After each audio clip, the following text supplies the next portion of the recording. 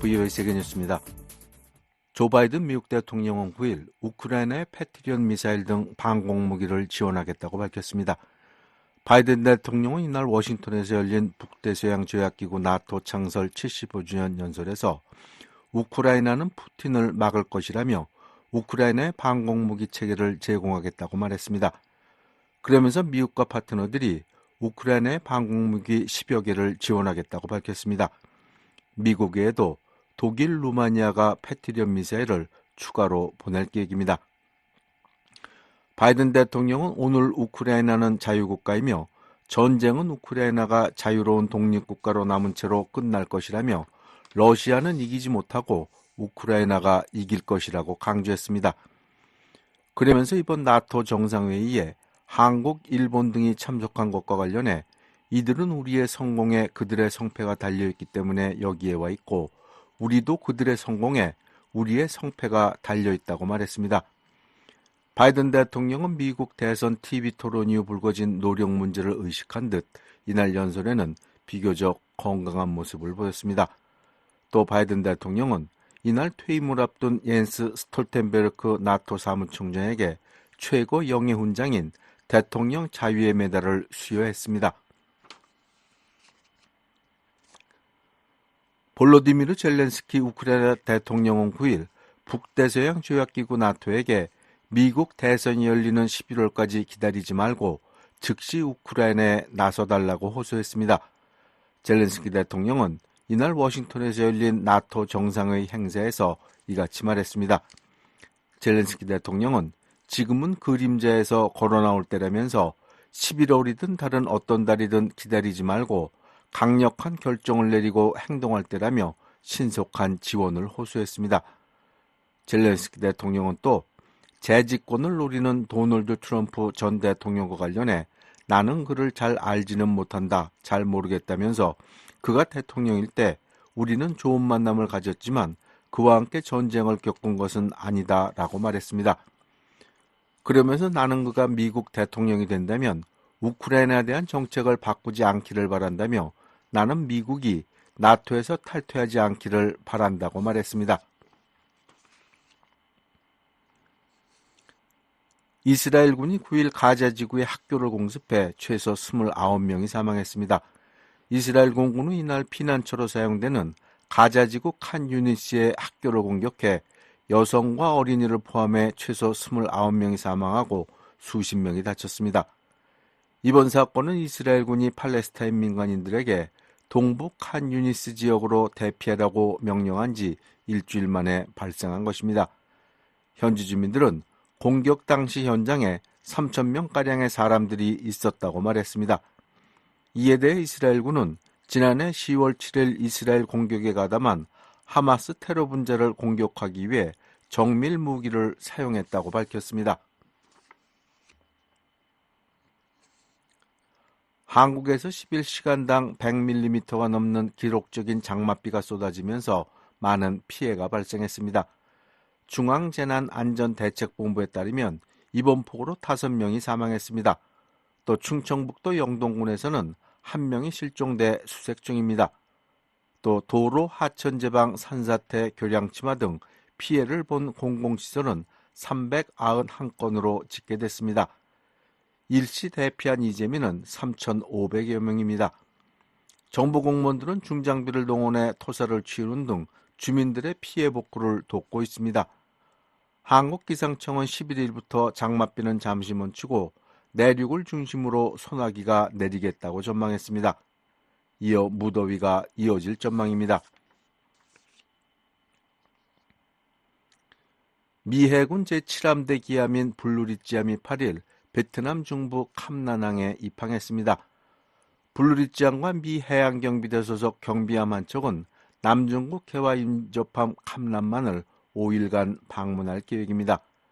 베트남 관영 언론에 따르면 7함대 사령관과 관계자들은 환영식에 참석한 데 이어 현지 인민위원회를 방문했습니다. 양측은 우호와 전략적 동반자 관계를 더욱 증진하기로 합의한 것으로 알려졌습니다. 미국은 남중국해에서 중국의 세력 확장을 경계하고 있습니다. 지금까지 세계뉴스의 최원기였습니다.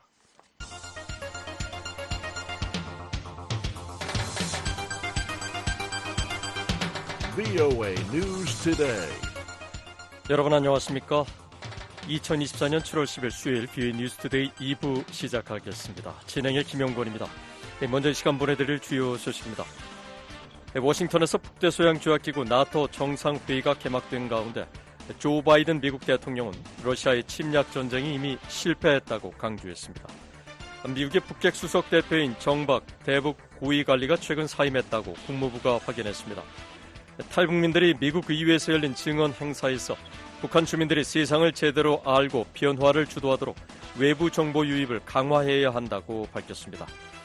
목요일인 내일 북한은 전 지역 가끔 구름 많고 오후에 황해도와 평안남도, 함경도엔 곳에 따라 소나기가 내리겠습니다. 모레 금요일도 비슷한 날씨 예상됩니다. 내일 최저 기온은 10도에서 22도, 최고 기온 23도에서 33도 되겠습니다. 바다의 물결은 동해 앞바다 0.5에서 1.5m, 서해 앞바다는 0.5m로 일겠습니다. 내일 평양은 오전에 맑다가 오후에 구름 많겠고 한때 소나기가 내리겠습니다. 최고 기온은 32도까지 오르겠습니다. 첫 소식입니다. 워싱턴에서 북대서양 조약기구 나토 정상회의가 개막한 가운데 조 바이든 대통령은 러시아의 침략 전쟁이 이미 실패했다고 지적했습니다. 나토 사무총장은 러시아가 승리하게 두면 북한과 중국, 이란이 더 대담해질 것이라고 경고했습니다. 함지아 기자입니다. 조 바이든 대통령은 9일 북대서양 조약기구 나토 창설 75주년 기념 행사에서 나토가 그 어느 때보다 강력해졌다고 말했습니다. 바이든 대통령은 이날 워싱턴의 멜론 오디토리움에서 열린 행사에서 이같이 강조하며 핀란드와 스웨덴은 우리의 가장 가까운 파트너 중 하나였고 이제 그들은 나토에 공식적으로 가입하기로 결정했다고 말했습니다. Today, NATO is more powerful than ever. 32 nations strong. For years. 또한 핀란드와 스웨덴이 나토에 가입한 것은 나토 헌장 5조에 따른 보장의 힘과 의미 때문이라면서 5조는 1949년 동맹의 가장 중요한 측면이 된 이유이고 지금도 여전히 가장 중요한 측면이라고 바이든 대통령은 말했습니다. 회원국 한 개 나라에 대한 공격을 회원국 전체에 대한 침공으로 간주하는 일명 집단 방위가 나토 헌장 5조의 골자입니다. 바이든 대통령은 우크라이나에 대한 푸틴의 침략 전쟁은 계속되고 있다며 러시아에 대한 비판의 목소리도 높였습니다. Putin's war of aggression against Ukraine continues. And Putin wants nothing less than Ukraine's total 푸틴은 우크라이나의 민주주의를 종식시키고 우크라이나 문화를 파괴하며 우크라이나를 지도에서 지워버리기 위해 우크라이나를 완전히 정복하기를 원했다는 것입니다. 바이든 대통령은 우리는 푸틴이 우크라이나에서 멈추지 않을 것이라는 것을 알고 있다면서도 분명히 알아야 할 것은 우크라이나가 푸틴을 막을 수 있고 또 그렇게 할 것이란 점이라고 강조했습니다.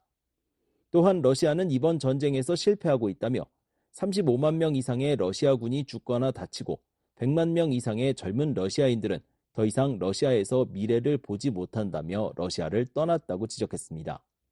이날 바이든 대통령은 미국과 독일, 네덜란드, 루마니아, 이탈리아가 우크라이나의 전략적 방공 무기 체계에 필요한 장비를 기부하기로 했다고 밝혔습니다. 또 미국과 파트너들이 우크라이나에 전술 방공 무기 10여 개를 제공할 것이라는 계획도 공개했습니다. 옌스 스톨텐베르크 나토 사무총장은 이날 연설에서 솔직히 말해서 우크라이나에 대한 지원은 당연한 것이 아니다라며 우리의 지원에는 비용과 위험이 따르기 때문에 간단하지 않다고 말했습니다. Let's be honest. Not even our support for Ukraine has been a given. 이어 러시아를 이웃으로 두고서 비용이 들지 않는 선택지는 없고 세상에 위험이 뒤따르지 않는 선택지는 없다는 것이 현실이라고 말했습니다. 그러면서 가장 큰 비용과 위험은 러시아가 우크라이나에서 승리할 경우라며 우리는 그런 일이 일어나도록 내버려 둘 수 없다고 강조했습니다.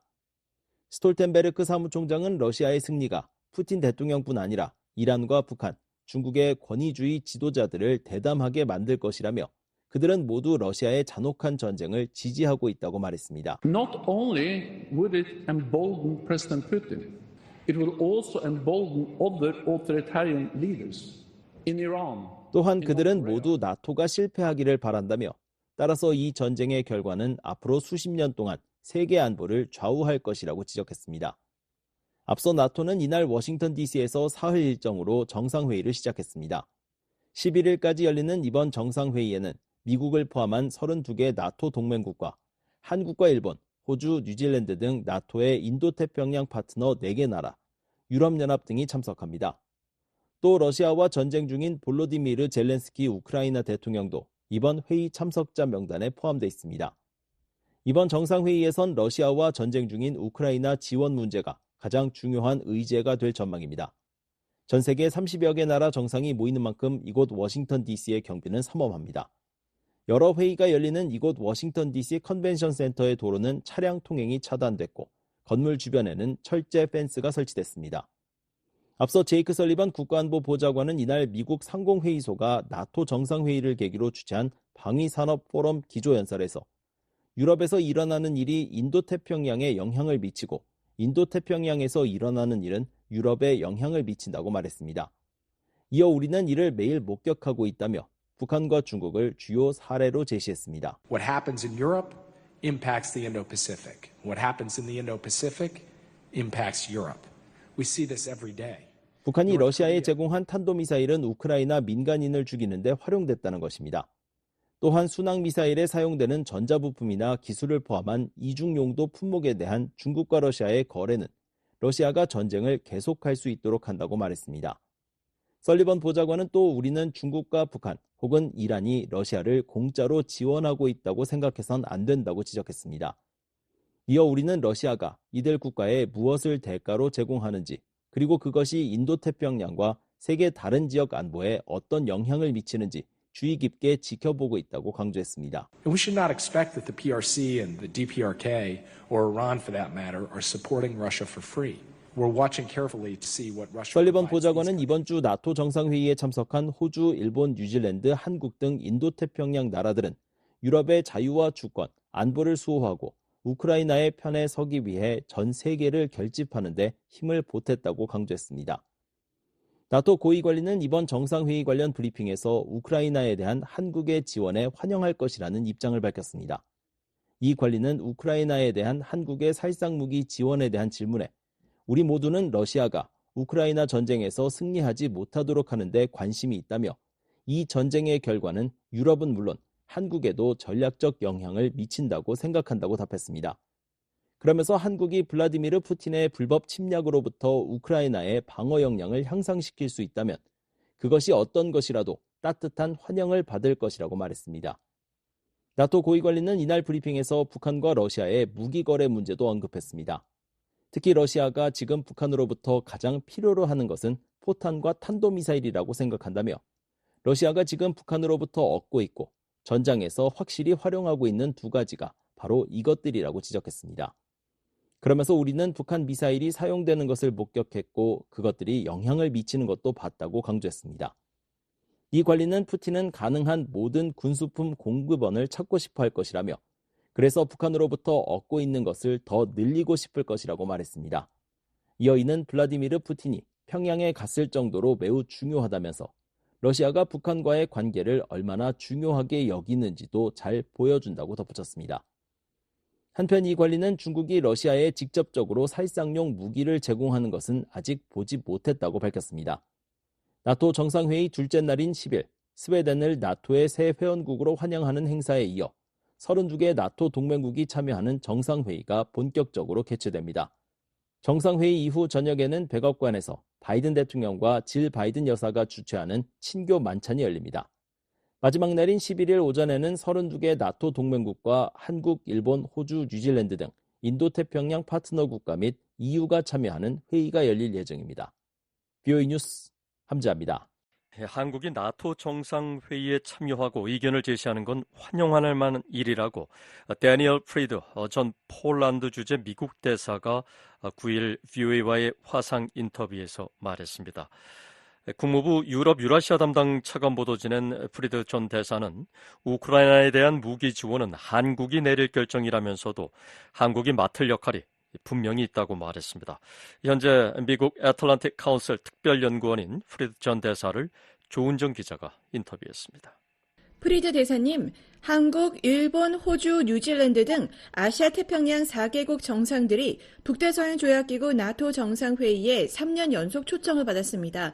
이번 정상회담 기간 동안 나토와 협력 강화와 관련한 공동문서에 서명할 것으로 알려졌는데요. 이런 협력이 동북아에서 억지력을 강화하는 데 기여할까요? NATO is not an Asian security organization. It's a transatlantic security organization.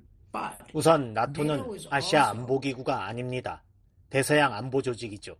하지만 대서양 국가들에 대한 도전은 전 세계 어디에서나 발생할 수 있습니다.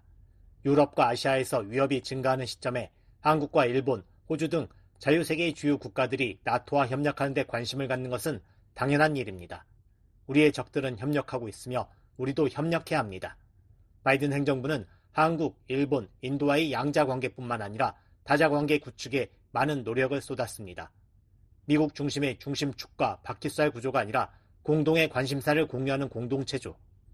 나토 정상회의는 이 바람직한 방향으로 나아가는 또 다른 발걸음이 될 것입니다. 한국인들은 러시아의 우크라이나 공격이 자신들에게도 피해를 준다는 것을 잘 알고 있습니다. 프리드 대사님, 이번 나토 정상회의에서 북러 협력은 얼마나 중요하게 논의될까요? 한국은 이 문제에 대해 어떤 통찰력을 제공할 수 있을까요? I believe South Korea can help inform our understanding, our meaning US and NATO understanding. 한국이 북한의 정책에 대한 미국과 나토의 이해를 높이고 싹트기 시작하는 북러 동맹의 중요성과 결과를 알리는 데 도움을 줄 수 있다고 생각합니다. 북러 동맹은 중국도 지지하지 않았다면 이루어지지 않았을 동맹입니다. 한국은 아시아의 한 구석에 있는 변방 국가가 아닙니다. 주요 경제 대국이자 국제 안보와 관련해서도 중요한 국가입니다. 한국은 자유세계에 대한 진정한 지분을 가지고 있습니다. 저는 나토 정상회의에 한국 정부가 참여해 의견과 조언을 주는 것을 환영합니다. 프리드 대사님, 나토 회원국들은 한국 정부의 우크라이나 무기 지원 문제를 얼마나 중요하게 생각할까요? 한국이 지금 구체적으로 어떤 무기를 우크라이나에 제공하면 도움이 될까요? I'm not a military person and I would not want to give military advice. South Korea is already a supplier of 저는 군사 전문가가 아니기 때문에 군사적인 조언을 드리고 싶지 않습니다. 한국은 이미 나토 국가에 군사 장비를 공급하고 있습니다. 예를 들어 폴란드에 탱크를 대량으로 판매한 것이 그 예입니다. 사실 폴란드 정부가 한국에 손을 내민 것은 매우 좋은 움직임이었죠. 폴란드가 한국을 자유세계의 최전선에 있는 국가로 생각하고 있다는 뜻이죠. 자유세계의 군사력과 방위산업의 문제는 매우 중요하다고 생각합니다. 우리는 매우 빠르게 무장하고 있는 적들과 맞서고 있기 때문에 국방 생산을 늘려야 합니다. 그리고 한국이 여기에 참여할 것이고 그 과정에서 한국이 돈을 벌게 된다면 그것도 좋은 일입니다. 이것은 우리가 더 이상 소홀히 할 수 없는 분야가 될 것입니다. 구체적인 무기 지원은 한국이 결정할 사항입니다. 아마도 미국과 다른 핵심 나토 회원국들 그리고 우크라이나 방위연락그룹과 협의하는 것이 좋을 것입니다. 한국도 분명 맡을 역할이 있을 것입니다. 이것은 자유세계를 위해 좋은 일입니다. 프리드 대사님, 국무부에서 재임하신 40여 년 중 대부분을 소련 붕괴 이후 대유럽 정책을 입안하는 데 집중하셨는데요. 최근 김정은과 푸틴의 정상회담에서 어떤 점을 가장 주목하셨습니까? 푸틴의 국제사회에 대한 KGB식 정보전이라는 분석도 나오는데요. The key takeaway for me is that Moscow lacking the self-confidence to become a country. 제가 눈여겨본 것은 이웃 국가들과 평화롭게 지내는 정상적인 국가가 될 수 있다는 자신감이 결여된 러시아가 왕따 사이에서 동맹을 찾는 구소련의 방식으로 회귀하고 있다는 점입니다. 소련에겐 그렇게 효과적인 방법이 아니었는데 러시아에도 마찬가지일 것입니다. 하지만 푸틴은 러시아 제국을 재건하고 싶어하며 가능한 모든 협력국들을 포함시킬 것입니다. 푸틴은 한국이 우크라이나의 방어를 돕기 위한 결의를 갖게 만들었을 것입니다. 푸틴의 수많은 실수 중 하나겠죠. 저는 이번 정상회담을 보면서 푸틴이 스탈린주의 모델과 옛 러시아 제국주의 모델로 회귀하고 있다고 생각했습니다. 러시아가 정상국가로서 국제사회에 합류하는 방법을 찾기보다는 말이죠. 러시아 당국자들은 북러 정상회담 이후에도 한국과 좋은 관계를 맺고 싶다는 의견을 내고 있습니다. 러시아의 한반도에 대한 전략은 무엇이라고 보십니까? I am sure that there are those in the Russian Foreign Ministry who understand that sacrificing relations. 러시아 외무부에는 한국과의 관계를 희생하는 것이 러시아의 좋은 일이 아니라는 것을 이해하는 사람들이 있다고 확신합니다. 그래서 그들은 두 마리 토끼를 다 잡으려고 하죠. 하지만 러시아가 한국 등에 대한 김정은의 위협을 암묵적으로 지지하는 것은 아마도 한국 정부와 한국 사회에서 많은 신용을 얻지 못할 것이라고 봅니다. 2013년에서 2017년 국무부 제재 담당 조정관을 지내셨습니다. 북한과 러시아의 불법 무기 거래에 대해 나토와 아시아 태평양 4개국이 어떤 추가적인 제재 조치를 취해야 한다고 보십니까? Sanctions need to be coordinated on a multilateral basis. And now the Russians have drawn a link between the Russia 제재는 다자간 조율이 필요합니다. 그리고 이제 러시아는 러시아 제재 체제와 대북 제재 체제 사이에 연결고리를 만들었습니다. 러시아는 유엔 안보리 대북제재위원회 전문가 패널을 해체시켰죠. 저는 자유세계 국가들이 제재와 수출 통제에 대해 협력하고 구멍을 막고 첨단 기술을 제3국에 판매한 뒤에는 러시아나 북한으로 환적하는 기업을 추적하는 일을 더 잘해야 한다고 생각합니다. 미국 기업뿐 아니라 유럽 기업들도 제품이 어디로 흘러가는지 더 잘 점검할 수 있어야 합니다. 그리고 우리는 다각도로 이 일을 해야 합니다. 누구도 자유롭지 않습니다. 우리 모두가 함께 협력해 더 나은 결과를 낼 수 있다는 뜻입니다. 데니얼 프리드 전 폴란드 주재 미국 대사로부터 한국과 나토 회원국들 간의 방산 협력과 러시아의 셈법 등에 대해 들어봤습니다. 인터뷰의 조은정 기자였습니다. 다음 소식입니다. 미국 전문가들은 한국 등 인도태평양 4개국과 나토 간의 협력은 중국과 러시아, 북한 등에 대한 억제력을 높일 수 있을 것이라고 진단했습니다. 과거엔 북대서양과 인도태평양 지역의 안보가 별개로 여겨졌지만 러시아의 우크라이나 침공 이후 협력의 필요성과 중요성이 커졌다고 말했습니다. 안준호 기자가 보도합니다. 조셉 디트라니 전 북핵 육자회담 미국 차석 대표는 8일 북대서양 조약기구 나토와 한국, 일본, 호주, 뉴질랜드 등 인도태평양 4개국 IP4와의 협력 강화는 잠재적 침략자가 북한이든 중국이든 누구든 상관없이 매우 긍정적인 발전이라고 평가했습니다. 이어 한반도에서 일어나고 있는 일과 최근 블라디미르 푸틴 러시아 대통령이 지난 6월 19일 방북해 김정은 북한 국무위원장과 정상회담한 것을 고려할 때 인도태평양 지역 동북아의 이 나라들이 함께 모여서 우리는 모두를 지키기 위해 최선을 다하고 있다고 말하는 것은 강력한 메시지가 될 것이라고 말했습니다. I think it will strengthen the, if you will, the element of deterrence in the Indo-Pacific region. The element of deterrence. 나토 창설 75주년을 맞아 9일부터 11일까지 미국 워싱턴 DC에서 나토 정상회의가 열립니다. 32개 나토 회원국들과 한국을 포함한 IP4 파트너 국가들도 3년 연속 참석할 예정입니다. 일본 언론 보도에 따르면 이번 나토 정상회의에서 IP4 국가들은 나토와 협력 강화와 관련한 공동문서에 서명할 것으로 알려졌습니다.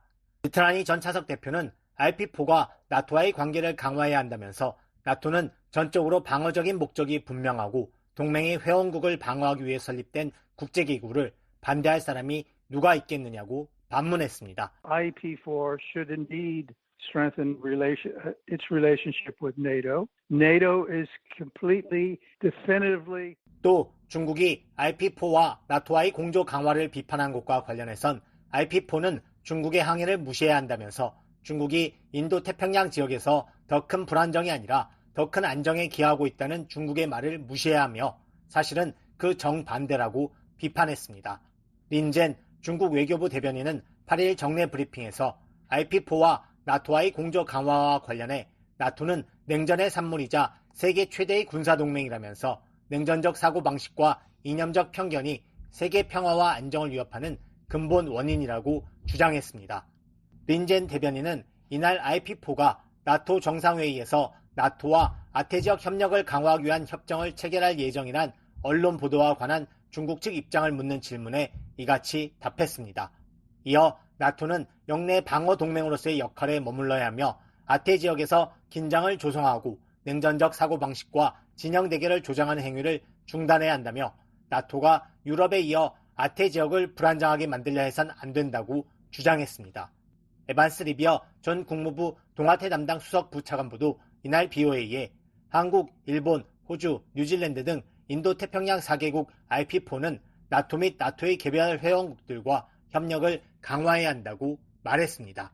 이어 러시아와 북한의 새로운 안보 협력은 한국, 일본, 미국의 안보에 중대한 영향을 미친다면서 러시아가 우크라이나에 대한 군사작전을 아시아 작전지역으로 확대해 우크라이나 지원 조치를 취할 수 있는 한국과 일본, 미국을 효과적으로 위협하려는 것이 분명하다고 말했습니다.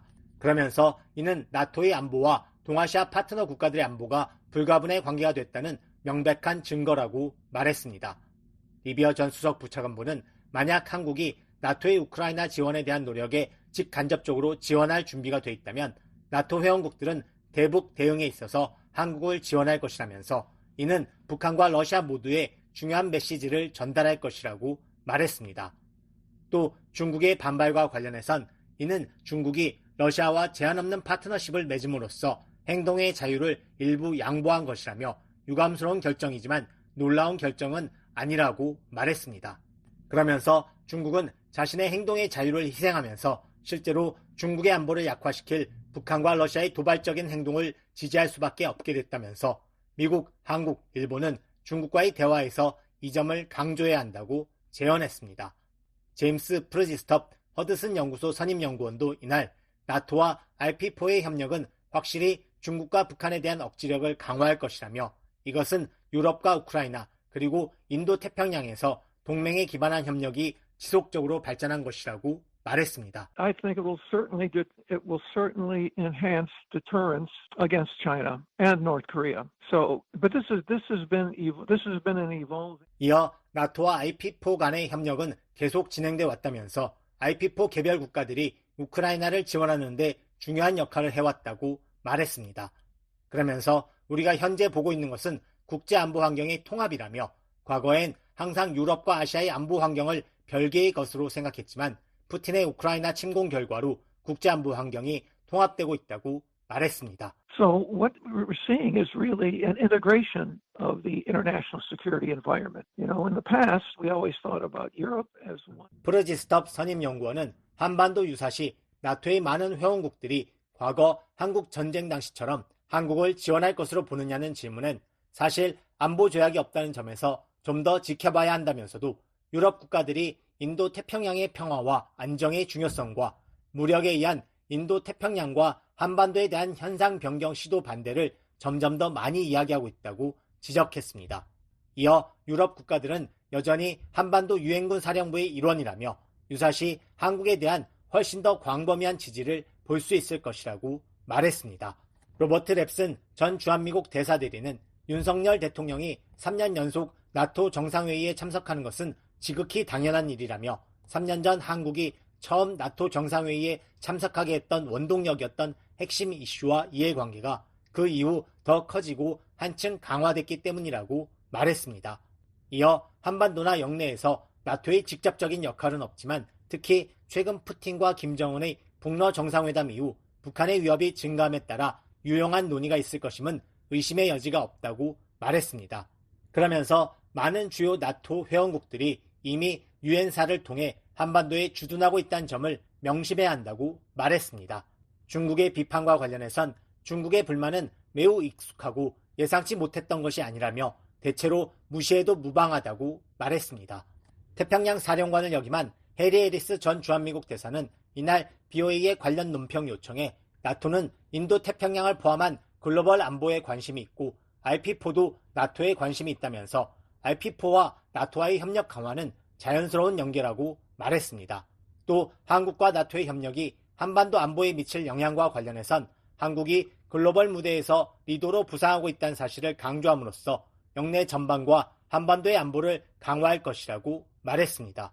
중국의 반발과 관련해선 놀라운 일이 아니라며 RP4는 중국이 자신들의 외교 정책을 좌지우지하도록 허용해선 안 된다고 강조했습니다.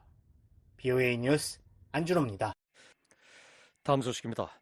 황중국 유엔 주재 한국 대사가 9일 북한 등 소수의 국가만이 러시아의 불법적인 우크라이나 영토 합병을 인정하고 있다고 비판했습니다.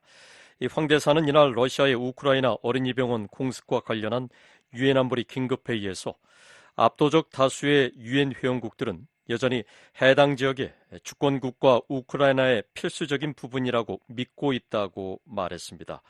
러시아의 우크라이나 무력 침공과 영토 병합은 유엔 헌장과 국제법에 대한 심각한 위반이며 국제 체제를 뒷받침하는 핵심 가치에도 배치된다는 것입니다. 황 대사는 러시아의 불법 침략이 당장 종식돼야 한다며 한국은 안보, 인도적 지원, 재건 분야에서 우크라이나 국민들과 함께할 것이라고 강조했습니다.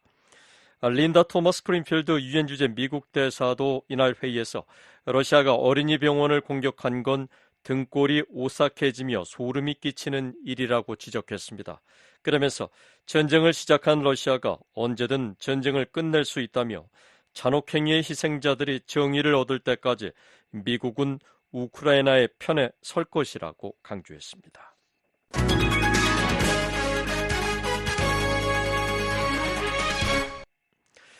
미국의 북핵 수석 대표인 정박 대북 고위관리가 최근 사임했다고 국무부가 밝혔습니다. 앞으로 국무부 통화태 담당 차관보가 대북 정책을 총괄하고 한국, 일본 등과 긴밀한 공조를 유지할 것이라고 강조했습니다. 조은정 기자입니다. 정박 국무부 대북고위관리 겸 동아시아 태평양 담당 부차관보가 지난 5일 사임했다고 미 국무부가 밝혔습니다. 국무부 대변인은 9일 VOA의 관련 질의에 이같이 밝히며 2021년 취임 이후 북한에 대한 박 박사의 지칠 줄 모르는 헌신과 강력한 리더십에 감사하며 앞으로의 행보에 행운이 있길 기원한다고 말했습니다. 그러면서 데니얼 크리튼브링크 국무부 동아시아 태평양 담당 차관보가 국무부의 북한 정책을 총괄하게 될 것이라고 말했습니다. 국무부 대변인은 이어 우리는 북한에 관여하고 침략을 억제하며 북한의 여러 유엔 안보리 결의 위반에 대한 국제적 대응을 조율하는 최상의 방법에 대해 한국, 일본 그리고 기타 동맹국과 파트너들과 긴밀히 협의해 나갈 것이라고 말했습니다. 국무부는 후임자 인선에 대한 VOA의 질의에는 답하지 않았습니다. 매튜 밀러 국무부 대변인도 이날 브리핑에서 정박 대북고위관리의 사임 사실을 확인하면서 데니얼 크리튼브링크 차관보가 국무부의 북한 정책을 총괄하게 될 것이라고 말했습니다. So first of all, yes, she has stepped down, and we do thank Dr. Pak for her tireless dedication and strong leadership on DPRK since assuming 이어 office in 줄리 터너 특사가 북한 인권 특사직을 계속 수행하게 될 것이며 세스 베일리 대북 특별 부대표도 계속 직을 수행할 것이라고 말했습니다. 아울러 후속 인사 계획이 있느냐는 추가 질문에 오늘 추가로 발표할 인사는 없다고 말했습니다. 정박 전 대북고위관리는 지난 2021년 1월 말 동아시아 태평양 담당 부차관보에 임명됐습니다. 특히 지난해 말 성김 전 국무부 대북특별대표가 은퇴하면서 대북고위관리라는 직함으로 미국의 북핵 수석대표 역할을 맡아 미한일 간 대북공조를 주도해 왔습니다. 한국계 미국인인 정박 대북고위관리는 앞서 미 중앙정보국 CIA와 국가정보국 DNI에서 대북정보를 담당했으며 2017년부터 브루킹스 연구소 한국석좌로 활동했습니다. VOA 뉴스 조은정입니다.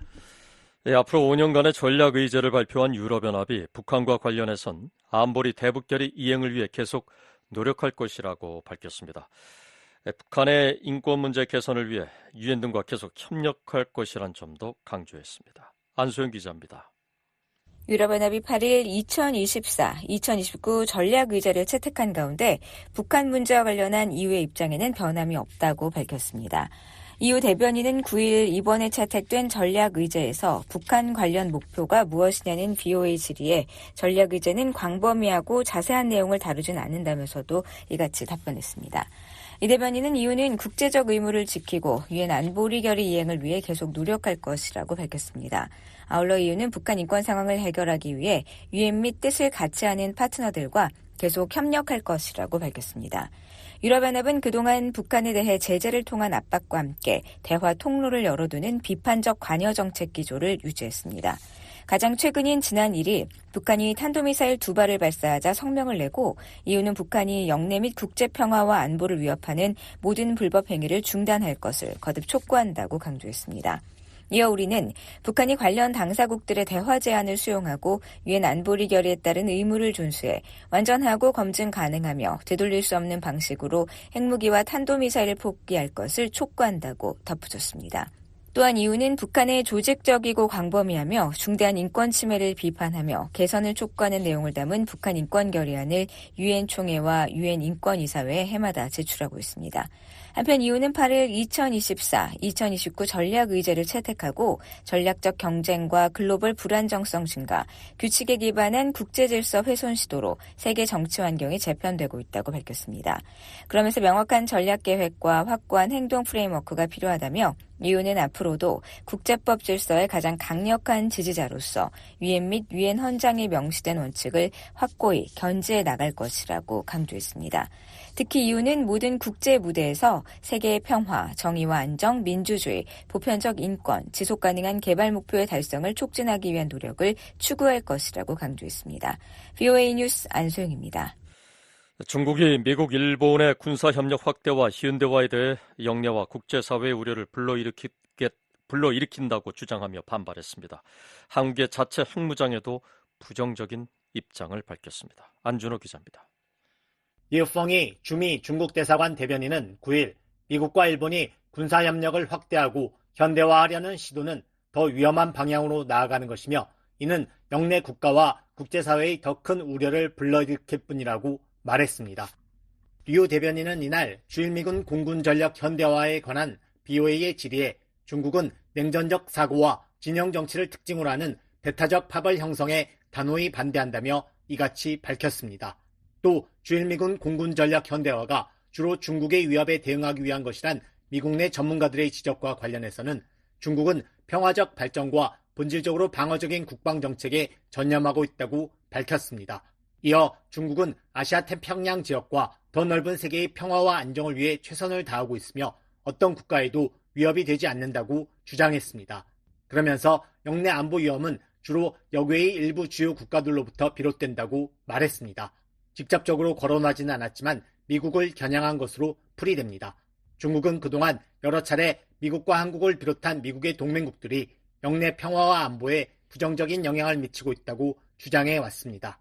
앞서 미국 국방부는 지난 3일 일본 미사와 공군기지에 배치된 F-16 전투기를 5세대 최신형 스텔스 전투기인 F-35A로 교체하는 등의 내용이 담긴 현대화 계획을 발표했습니다. 국방부는 일본 정부와 긴밀히 협력해 일본 내 여러 군사시설에 배치된 미국 전술항공기를 현대화하기로 했다면서 이 현대화 계획은 향후 몇 년에 걸쳐 시행될 것이며 100억 달러 이상이 투입될 것이라고 밝혔습니다. 그러면서 미일 동맹을 강화하고 영내 억제력을 높이며 인도 태평양 지역의 평화와 안정을 강화하기 위한 것이라고 설명했습니다. 미국의 전문가들은 주일미군 전력 현대화의 주된 이유가 중국의 위협을 억제하기 위한 것이라고 평가했습니다. 미국 중앙정보국 한국 담당 부국장을 역임한 브루스 클링너 헤리티지 재단 선임연구원은 앞서 BOA에 중국은 군비에 막대한 비용을 지출하고 군사력을 기하급수적으로 늘리고 있으며 영내 민주주의 국가들에 대한 강압을 강화하고 있다고 지적했습니다. China is spending so much on its military and exponentially increasing its military capabilities and its growing coercive efforts again. 그러면서 우리가 얻을 수 있는 모든 것이 필요하지만 미국은 혼자서는 할 수 없다는 것을 알고 있기 때문에 영내 우방과 동맹, 파트너들이 스스로 나서줄 것을 점점 더 많이 요청하고 있다고 말한 바 있습니다.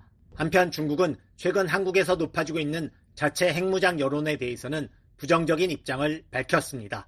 유펑이 주미 중국 대사관 대변인은 BOA의 관련 질의에 한반도 문제는 본질적으로 안보 문제라며 이를 해결하기 위해서는 공동 안보의 비전을 견지하고 모든 국가의 불가분의 안보 원칙을 염두에 둬야 한다고 말했습니다. 또 다른 나라의 불안 위에 자국의 안보를 구축하려는 발상, 다른 나라의 안보를 희생하면서 자국의 절대 안보를 추구하는 관행은 전혀 통하지 않을 것이라고 주장했습니다. 이어 우리는 한반도의 평화와 안정을 수호하는 데 최선을 다하고 있다면서 우리는 관련 당사국들이 대화를 통해 관계를 개선하는 것을 지지하며 긴장을 고조시키는 어떠한 언행에도 반대한다고 밝혔습니다. 그러면서 관련 당사국들이 냉정함을 유지하고 자제력을 발휘하며 신중함을 유지하면서 한반도의 평화와 안정을 위해 건설적인 역할을 하기를 바란다고 말했습니다. 타이완도 한국의 자체 핵무장에는 부정적인 입장을 밝혔습니다.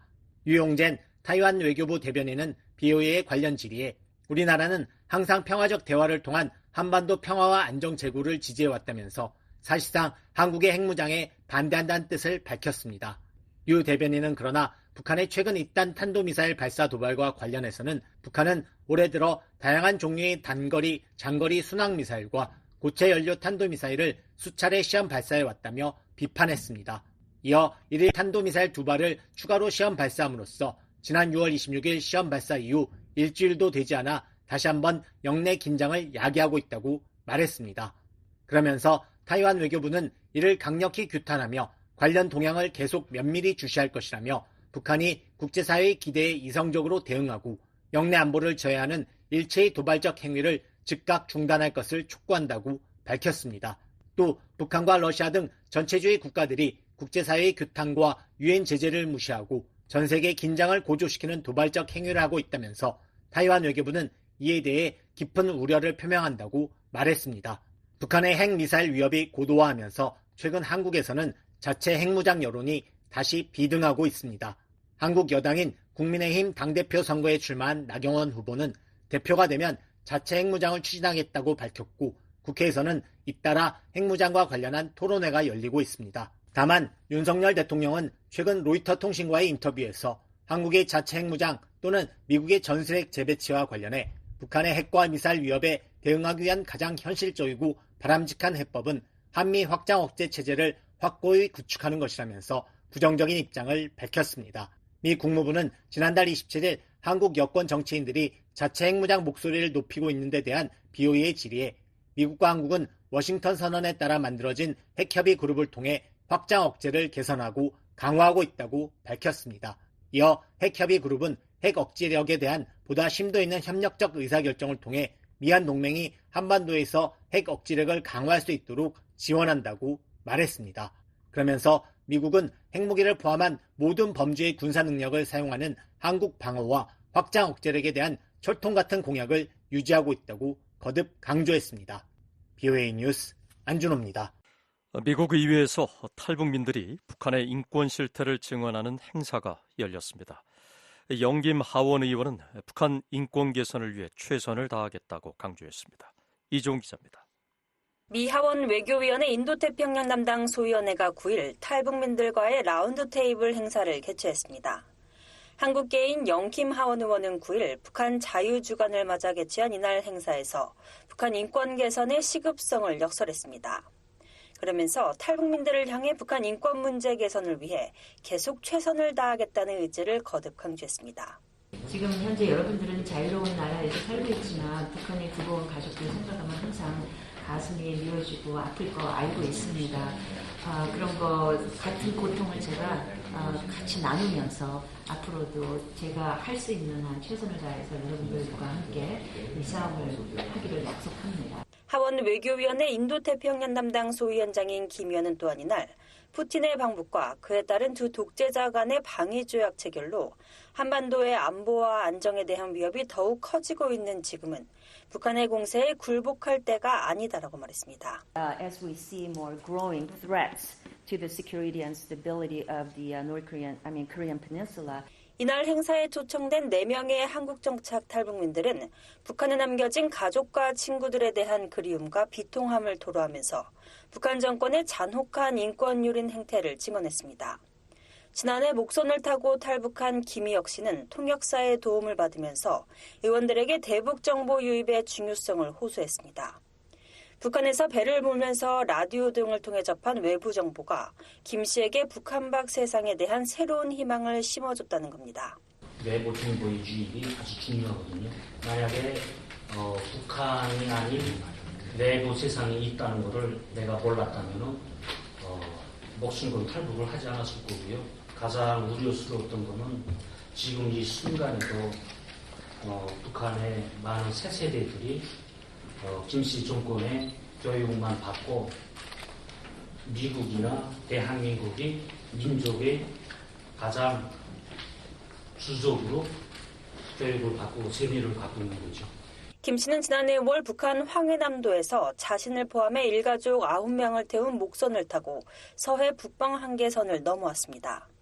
한국에서 방송인으로 활동하고 있는 김지영 씨도 북한 정권에 의해 세뇌받은 자신의 관점을 통째로 바꾼 건 한국 드라마와 같은 외부 정보였다고 증언했습니다. 연대 경제난으로 문 앞에서 어린아이들이 굶어 죽는 수많은 모습들을 보면서 지금도 부끄럽지만 그게 김씨 정권의 탓이라고 생각해 본 적이 없습니다. 한국에는 외부 정보가 북한에서 충성 분자였던 저희 머리를 바꾼 것입니다.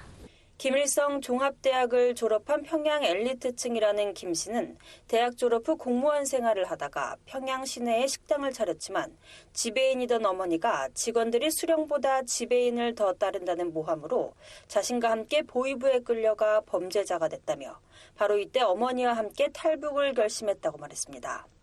김 씨는 그렇게 어머니와 함께 중국을 통해 2013년 4월 한국으로 넘어왔습니다.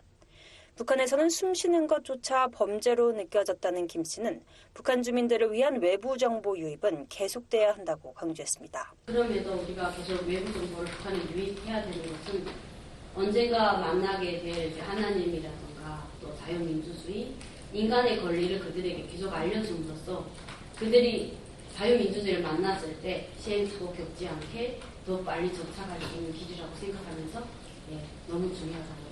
이번 의회 행사는 지난 7일부터 워싱턴에서 일주일 동안 열리고 있는 제21차 연례 북한 자유주간 행사의 일환이었습니다.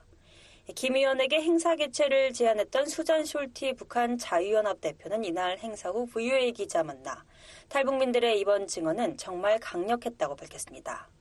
탈북민들의 이날 증언은 이들이 겪었던 북한 정권의 세뇌가 지금은 아무런 효과가 없다는 것을 보여줬다는 겁니다. It was really powerful.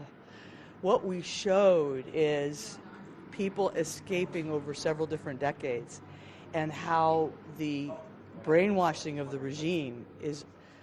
숄티 대표는 또 탈북민들이 이번 의회 증언을 통해 북한에서는 지금도 끔찍한 인권 침해가 끊이지 않고 있고 주민 약 300만 명이 숨진 고난의 행군 때와 마찬가지로 상황이 나쁘다는 점을 경고했다며 대북 정보 유입의 중요성을 강조했습니다. 그러면서 영김 의원과 함께 대북 정보 유입 수단을 다양화하고 이를 강화할 방안에 대해 계속 논의 중이라고 밝혔습니다. 한편 김 의원은 대북 정보 유입을 위한 북한 인권법 재승인 법안 처리를 의회에 촉구했습니다. Well, passed the North Korea Human Rights Reauthorization Act.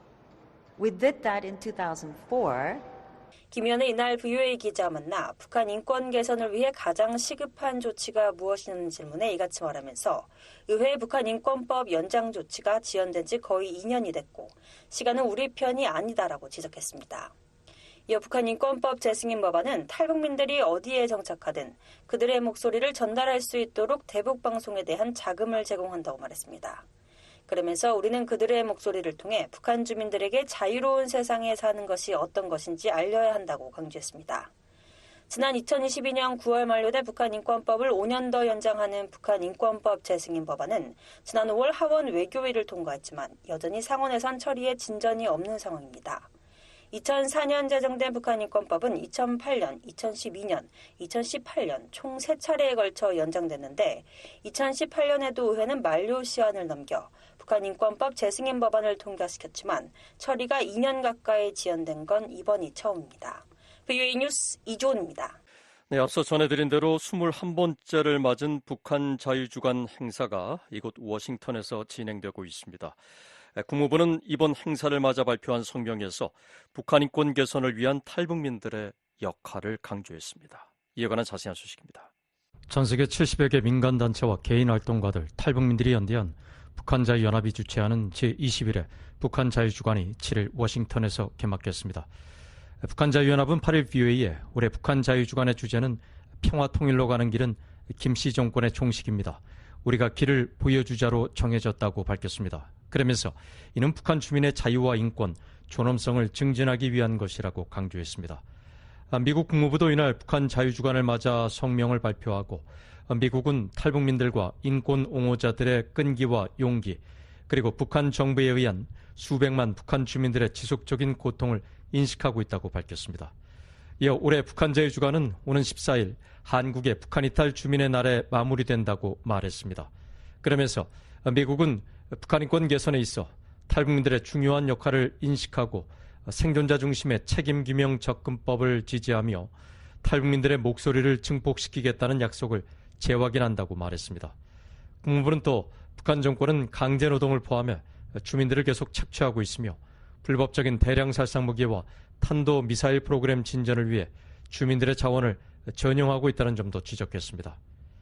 또한 외국 매체에 대한 무자비한 단속과 청소년을 포함한 공개 처형 건수의 지속적인 증가로 공포와 억압의 환경이 고조되고 있다고도 밝혔습니다. 그러면서 미국은 모든 국가들이 송환 금지 의무를 준수하고 북한 망명 신청자들을 보호할 것을 지속적으로 촉구하고 있다고 강조했습니다. 아울러 북한에서 벌어지고 있는 심각한 인권 침해와 학대를 강조하고 동맹 및 파트너들과 협력해 인권과 책임성, 정보 접근성을 증진하는 데 계속 전념할 것이라고 덧붙였습니다. 이런 가운데 올해 행사를 위해 한국에서 워싱턴을 찾은 16명의 탈북민 대표단은 8일 오후 국무부를 방문해 줄리 터너 북한인권 특사가 비공개로 주재한 미국 관리들과의 원탁회의에 참석했습니다. 이어 9일엔 미국 하원 외교위원회 인도태평양 담당 소위원회가 주최하는 탈북민들과의 원탁회의에 참석해 북한 주민들의 최근 상황을 전하고 개선 방안을 전달할 예정입니다. 또 이번 북한 자유주간 행사 기간 북한의 자유를 위한 미주 한인교회연합 KCC와 북한 자유연합이 공동 주최하는 백악관과 미국 의회협 집회를 비롯해 링컨 기념관 앞 기도회, 디펜스 포럼이 하원 건물에서 주최하는 증원회 등 다양한 행사가 11일까지 열립니다. 북한 자유연합은 2004년부터 워싱턴에서 탈북민들과 매년 북한 자유주간을 개최해왔고 2010년부터 14년까지는 서울에서 2015년부터는 워싱턴과 서울을 오가며 행사를 개최하고 있습니다. 북한 자유주간은 탈북민 증언과 의회 청문회, 탈북민 강제 북송 반대 시위 등 다양한 행사를 통해 열악한 북한인권 상황을 전 세계에 알리고 미국 의회가 북한인권법을 제정하도록 하는 데 기여했다는 평가를 받아왔습니다. 탈북민 대표단의 실무를 담당하는 장세율 결의열 통일연대 대표는 8일 VOA에 북한 자유주간 20주년을 맞아 탈북민들의 위상도 예전보다 달라지고 있다며 자부심을 느낀다고 말했습니다.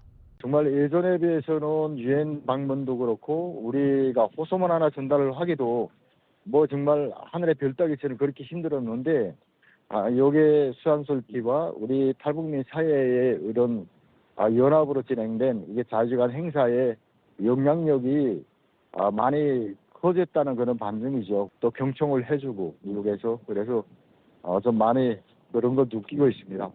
달라졌다고. 지난 2003년 황장엽 전 노동당 비서와 함께 워싱턴을 방문해 북한 인권에 대한 관심을 촉구했던 허광일 탈북인권단체 총연합회 상임대표도 북한 자유주간 행사가 북한 인권 개선에 촉매제 역할을 했다고 평가했습니다. 20년만 세월이 흘렀습니다. 우리 이 북한 자유주간은 유일하게 국제사회가 북한 인권에 관심을 높일 수 있게 하는 어떤 촉매제와 같은 역할을 했다고 저는 자부합니다. 저희들은 다른 사람들과 달리 북한 사회의 현실을 직접적으로 몸으로 체험했고 그 사회에서 겪고 순환이 찬 어떤 인생사를 거짓과 가장이 없이 있는 그대로 국제사회에 알렸기 때문에 국제사회뿐만 아니라 세계 평화의 양심을 울리게 했다는 데 대해서 자부심을 갖게 합니다. 김은광 NK지식인연대 대표는 북한 자유주간이 북한인권운동에 동력을 제공했다며 그 중심에 탈북민이 있다고 강조했습니다. 과거엔 민간단체들이 행사를 주최하고 탈북민을 증인으로 초청하는 경우가 많았지만 북한 자유주간은 탈북민들이 행사를 직접 주최하거나 주도적으로 목소리를 내고 있다는 것입니다. 직접 우리가 어떤 각본이라든지 어떤 가이드라인을 받아가지고 더 세게 혹은 또 뭐 조절을 해가지고 우리의 목소리가 나가는 게 아니라 라이브한 있는 그대로 생생하게 나가는 게 제일 중요하거든요. 저희들도 어느 정도 이제 뭐 남한사회에 적응도 하고 다양한 그 학습 그런 과정들을 통해서 우리가 북에서 겪었던 그 모든 것들을 우리 입으로 누구 입을 대신해서가 아니라 그런 의미에서는 이게 자유주간 행사가 뭐 정말로 우리가 미국의 국회의원들 정치권, 그다음에 국무부, 사회계, 각종 인사, 개인들한테까지도 교회, 우리가 하고 싶은 이야기를 또 할 수 있는 기회가 마련된 것, 이거는 정말 감사한 일이고. 지난 1회 북한 자유주간 때부터 해마다 행사에 참여하고 있는 박상학 자유북한운동연합 대표는 VOA에 북한 자유주간을 시작할 때는 북한의 독재가 김정일에서 끝나기를 바랐지만 3대 세습이 이루어졌고 최근엔 3대 악법을 비롯해 인권 상황이 오히려 더 악화한 측면이 있다며 아쉬움을 나타냈습니다. 그러면서 최근 북한 정권이 보낸 오물풍선을 보면 치욕스럽기까지 하다면서 20일에 북한 자유주간을 통해 김정은 남매의 폭정을 알리고 외부 정보 유입의 중요성을 강조할 것이라고 말했습니다.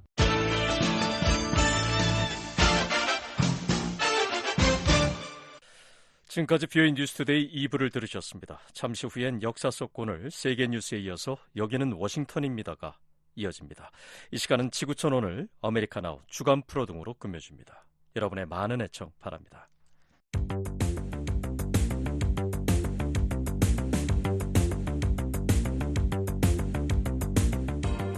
역사 속 오늘 1853년 7월 8일 미국의 매튜 페리 제독이 이끄는 전함 4척이 1000명 이상의 해군과 해병 대원들을 태우고 도쿄만 입구 우라가 해협의 모습을 드러냅니다. 페리 제독은 일본과 수호 조약을 체결하라는 밀라드 필모어 미국 대통령의 친서를 가지고 1853년 7월 8일 일본에 도착한 것입니다. 페리 제독이 거느리고 나타난 검은 증기선을 보고 일본인들은 경악합니다. 그 당시 일본인들은 증기선이 존재한다는 사실조차 몰랐던 것입니다. 일본인들은 검은 증기선을 연기를 내뿜는 거대한 용이라고 묘사했습니다. 밀러드 필모 당시 미국 대통령이 보낸 친서에는 일본과 수호조약을 맺길 원한다는 내용이 담겨 있었습니다. 미국의 수호조약 체결 요구에 일본 정부는 큰 혼란에 휩싸이게 됩니다. 논란 끝에 일본은 페리 제독이 가져온 친서를 받게 됩니다. 페리 제독은 일본 측에 친서를 전하면서 내년에 다시 올 테니 잘 생각해보라는 말을 남기고 떠납니다. 그리고 그 다음해 2월 페리 제독은 전함 8척을 끌고 다시 일본에 나타납니다. 기세에 눌린 일본은 마지못해 협상에 임하고 1854년 3월 31일 미국의 일본 항구 2곳을 개방하고 최혜국 대우를 약속하는 미일 화친 조약이 체결됩니다. 강압에 의한 개방이었지만 이후 일본은 개혁파의 주도 아래 큰 변화를 겪게 됩니다. 메이지 왕이 상투를 자르면서 1868년에 메이지 유신이 시작됐고 서방에 대한 문호 개방이 촉진됐습니다. 1853년 7월 8일 일본에 출현한 미국 페리 제독의 군함은 일본 메이지 유신의 출발이었습니다. 1815년 7월 8일 프랑스의 황제 나폴레옹 보나파르트가 워털루 전쟁에서 패배하고 루이 18세가 왕위에 복위합니다. 이로써 나폴레옹의 백일 천하가 그 막을 내리게 됩니다. 나폴레옹의 백일 천하는 나폴레옹이 1815년 3월 엘바섬을 탈출해 황제에 오른 때부터 같은 해인 1815년 7월 8일 루이 18세가 황제에 복위하기까지의 약 100일을 일컫습니다. 나폴레옹은 1813년 영국과 오스트리아, 프러시아 연합군과의 전쟁에서 패배해 지중해의 엘바 섬으로 유배됐습니다. 그리고 루이 18세가 왕위에 오르게 됩니다.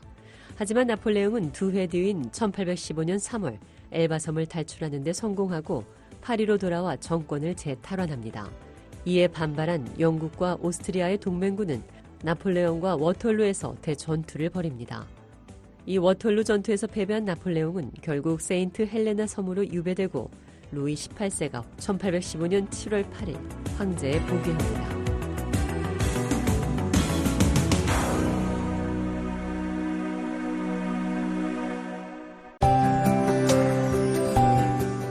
저희 BOA 방송은 청취자 여러분의 제보와 의견을 기다리고 있습니다. 여러분의 소중한 이야기들이나 다양한 의견을 나눠주시기 바랍니다. 의견 주실 팩스 번호는 1-202-382-5325번입니다. 1-202-382-5325번입니다. 여러분의 적극적인 참여 바랍니다.